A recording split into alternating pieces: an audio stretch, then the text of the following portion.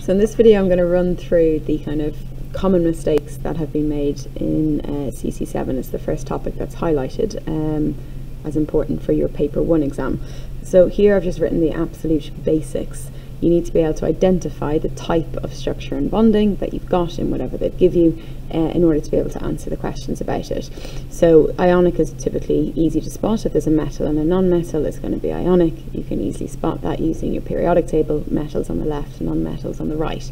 Metallic is also easy to spot. You've just got a single metal. So Fe, iron, would be metallic bonding, calcium, metallic bonding, potassium, metallic bonding. Any metal by itself is going to have metallic bonding.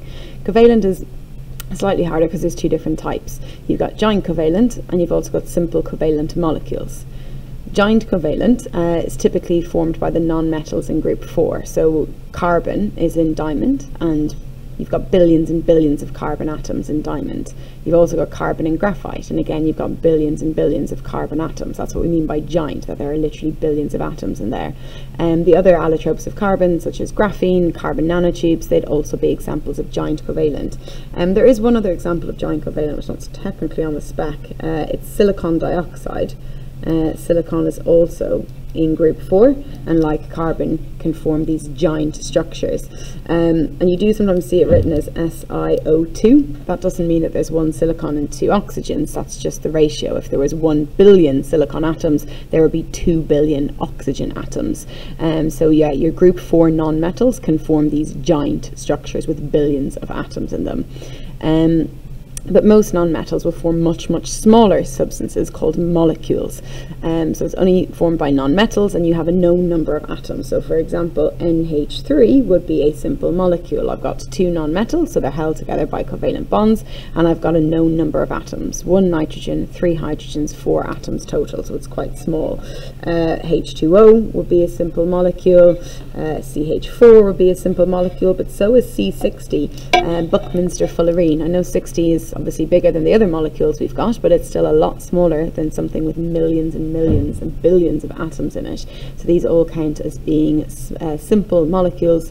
These are non-metals, covalently bonded, and you've got a small substance with a known number of atoms. I'm just going to get you to press pause quickly and do the following exercise. I've got a couple of different substances. You just need to class them as being ionic, giant covalent, or simple molecular. So press pause and have a go at classifying these substances, and then we'll look at their properties. Okay, so I've gone through the answers. Metal and non-metal makes it ionic. Ammonia is a simple molecule. Iron chloride is ionic. Diamond and graphite are your giant covalent examples. Water is a simple molecule. Sulfur dioxide is a simple molecule. I mentioned silicon dioxide, SiO2, as being giant, but silicon's in group 4, sulfur's in group 6, and it is just a simple molecule. Buckminster fullerene, your fullerene, 60 atoms in there, but it is still a simple molecule. And then calcium fluoride, CaF2, would also be ionic. So once you know which category of bonding your substance fits into, you can then answer loads of questions about that substance. So if we come up here, I've got my different substances: ionic, giant covalent, simple molecules, and metals, and the particles that they contain. So this word here, particle, is an umbrella term, and it can be used when you're talking about ions or atoms or molecules. But in the exam you're going to have to be more specific, and just saying the word particle is not going to get you the mark. You need to know what type of particles you're talking about. So if you've got something ionic with a metal and non-metal, the particles, the actual particles you've got, are oppositely charged ions. If you've got something giant covalent, something like diamond, then the individual particles are called atoms. So you've got billions of carbon atoms all covalently bonded together. If you've got a simple molecule, you do have atoms covalently bonded together, but then they form structures called molecules. So if we looked at examples, something like H2O, I've got 3 atoms covalently bonded together, but then this whole thing is called a molecule. Giant covalent, we don't use that word molecule at all, okay, because they form giant structures. But in simple molecules, you get a couple of atoms covalently bonded to form a molecule. And then metals, you've got the positive metal ions and you've got the negative electrons. And what often happens here is that students will use the wrong word to describe the force. So if we just look at the different forces that we've covered, these are the kind of the words that you'll be using in your answers. We've got electrostatic force, but you can only use the words electrostatic if you've got 2 species that have opposite charges. So if we look at the examples that we've got above, electrostatic force has to be between things with opposite charges. I can use that for ionic bonding because there's oppositely charged ions, so I can talk about the electrostatic force there.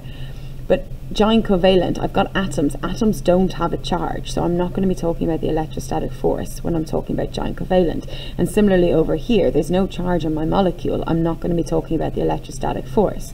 But when I get to metallic bonding, I've got positive ions, negative electrons. I've got two species with opposite charge. Again, I can talk about the electrostatic force. The next type of bond we've got here is covalent bond, and that's between non-metal atoms. Okay, so I don't have atoms in ionic bonding, so I'm not going to be talking about covalent there. Giant covalent, I mean, it's kind of self-explanatory, but I do have covalent bond between the atoms there. And in simple molecular, I do have covalent bonds holding my molecule together. But when we're talking about the properties of a simple molecule, it's not the covalent bonds that get broken, so we generally don't talk about those covalent bonds at all. Instead, when we're talking about simple molecules, we're talking about the intermolecular force. The word intermolecular literally means between molecules. So you should never be using this word intermolecular for any of the other types. It's only when you're talking about the simple molecules. So they're your types of forces, and you need to know whether those forces are strong or weak. The electrostatic force is very strong. Covalent bonds are very strong. The only one that is weak is the intermolecular forces. Okay, and again, if you know that, you can then predict the properties. If you know that the forces are incredibly strong, then you know a lot of energy is going to be required to break those forces. If I need lots of energy to break those forces, I'm going to have a high melting point, and it's going to be a solid. And I can say the exact same here. It's a different type of bond, but it's still strong. Lots of energy will be needed to break it. High melting point, it's going to be solid. Same over here. Really strong force of attraction. Lots of energy will be required to break it. High melting point, and it's going to be a solid. And just think about it logically. If there's a really strong attraction between the particles are going to be close together, they're going to be tightly packed, and that's what a solid looks like. But over here, I've got weak forces. Okay, if I've got weak forces, it's not going to take a lot of energy to overcome them, and I'm going to have low melting points and a low boiling point, and these guys are going to be liquids and gases at room temperature. Okay, if there's a weak attraction between the particles are going to be far apart, and if they're far apart, they're going to be liquids and they're going to be gases.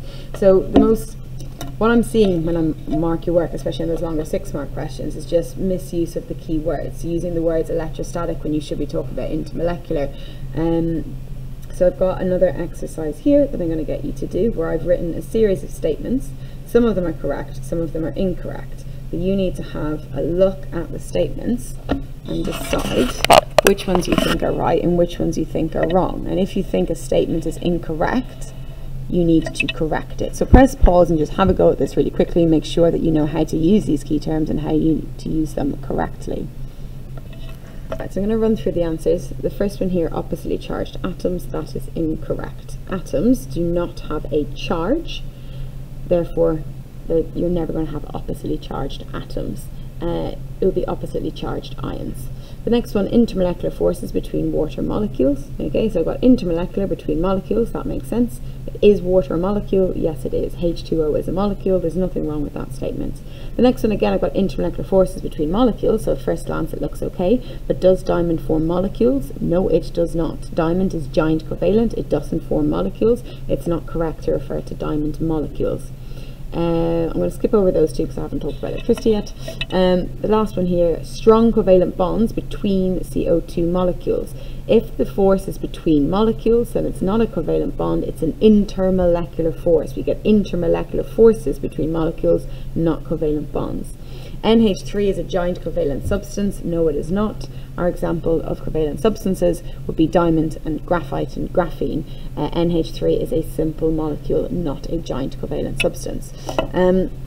So the other thing I want to talk about really quickly is just in terms of conducting electricity, because this gets answered incorrectly all the time. If you want something to conduct electricity, and by that I just mean let electricity pass through it, there needs to be some form of charged particle, and that charged particle must be able to move freely. There's more than one charged particle, and this is typically where students go wrong. Everyone remembers delocalized electrons as the charged particle that can carry current, and often students forget that ions are also charged particles that can carry current. So when you're looking at whether something can conduct electricity, the first thing you need to ask yourself is, does it have one of these charged particles? And if so, which one? And then you're going to ask yourself, can this charged particle move freely? Okay, so the ones that will conduct electricity, metals and graphite, okay, they can be solids or liquids because they have got delocalized electrons that can always carry current. It doesn't matter what state that they're in. The other thing that can conduct, you've got ionic compounds. Ionic compounds do not have delocalized electrons. Ionic compounds have ions. They always have ions, but the ions can only move freely when it is liquid or aqueous. So by liquid I mean you've taken a solid and you've melted it. By aqueous I mean you've taken a solid and you've dissolved it in water. So if it's an ionic compound, it will only conduct liquid and aqueous because then the ions are mobile. As a solid, the ions are not mobile. I think that's one of the questions I correct the most often, is you'll talk about ionic compounds and you'll talk about the delocalized electrons, and it's wrong. If it's an ionic compound, the charged particle you're talking about is an ion. If it's a metal or it's graphite or graphene, the charged particle you're talking about is a delocalized electron, and you do have to be specific and make that distinction. Other than that, in CC7 there is a lot to learn in terms of the allotropes of carbons and polymers and all the rest of it. It's also a likely place for a 6-mark question, so make sure that you are going over the content in CC7, but that you're paying particular attention to the keywords and that you know how to use them correctly.